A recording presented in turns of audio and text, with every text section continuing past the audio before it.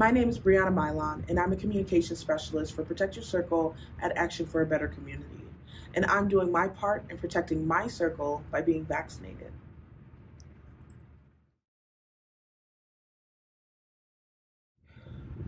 I didn't really have much hesitancy about getting the vaccine. A lot of people told me I was the first, one of their first uh, friends or whatever, colleagues to get the vaccine when it was available.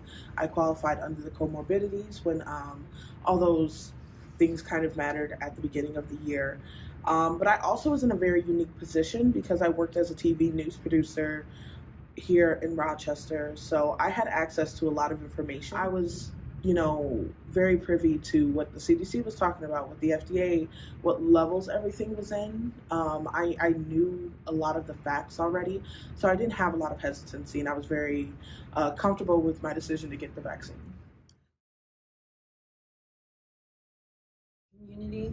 Yeah, I definitely did. I didn't take much convincing for like my mother and my grandmother. They were high risk, so they wound up also being some of the first ones to get it that I knew of. I still have several siblings who are not vaccinated, and I try and use my position of knowledge as much as I can. When having debates or whatever, not necessarily arguments. Like I don't want to get in an argument about something like this, but like in a debate or talking about it, I definitely make sure I have my facts and my resources together. Because I know that that's what's out there. Like this it's facts that it's scientific information that we've used to, you know, navigate our entire lives. And that didn't suddenly just change. So I use my knowledge and the things that I know I have access to share that as much as possible, but it seems like a lot of brick walls right now. I think coming from a place that's not combative, being able to have a healthy discussion because you never know. Like maybe a few conversations is exactly what someone needs in order to get comfortable with the idea. Just being open to talking, on a one-on-one basis, not necessarily because you think you know more or because you think are more intelligent or whatever could be in your mind when you're having these conversations with people who are a little more hesitant about the vaccine. Just coming to them as not an educator, but as their brother or sister or whatever you are, their sibling and cousin.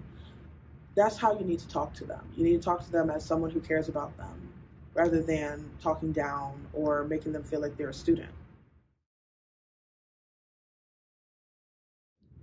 It's important to be vaccinated because, especially for my loved ones, because I have a lot of high risk people. My mother and grandmother have diabetes. My mom is a cancer survivor.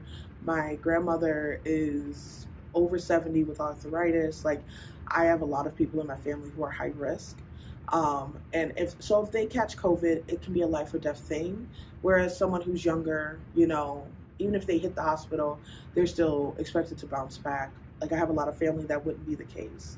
And it's just important also because the biggest thing is helping our hospital systems right now. They are very close to capacity. They understaffed. Like it's just not a good situation to be in, especially when we're honestly still at the height of a pandemic that it is not going anywhere anytime soon because people decide to not get vaccinated yet. And it's just important to keep the hospitals as clear as possible for people who actually need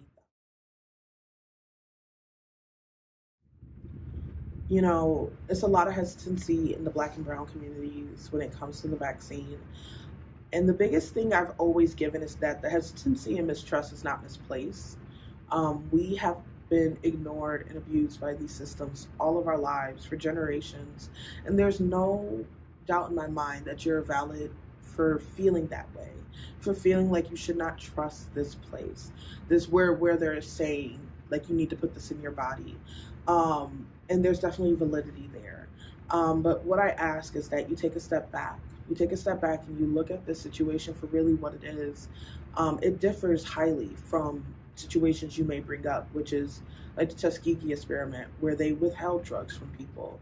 From personal experiences, because that's a one-on-one, that's the micro level of a different kind of situation. We're saying look at a bigger picture of people who, we've lost thousands upon thousands of people have been killed by this virus in the last 2 years. And that death toll is only going to go up. Like we were hoping with the vaccines, maybe this year wouldn't be so deadly, but I think we surpassed the amount of people who died in 2020. That more people died this year than when the pandemic actually began. And it's just to look at it from that perspective of these people who have lost their lives because of this virus. If they had a chance to get vaccinated, would they come back and do that over? There's a huge chance of that. That vaccine could have saved their life. So just looking at this as a way to ensure that you're doing absolutely everything you can to protect yourself and your family and the people you love most, and you're not putting them in harm's way for theories that can be easily debunked. And that's always been my thing too. It's just a lot of the reasons behind hesitancy are easily, can be debunked, can be falsified, that are false. Just use your facts, use your common sense, use the resources you have, and really think about why or why not you're getting this vaccine.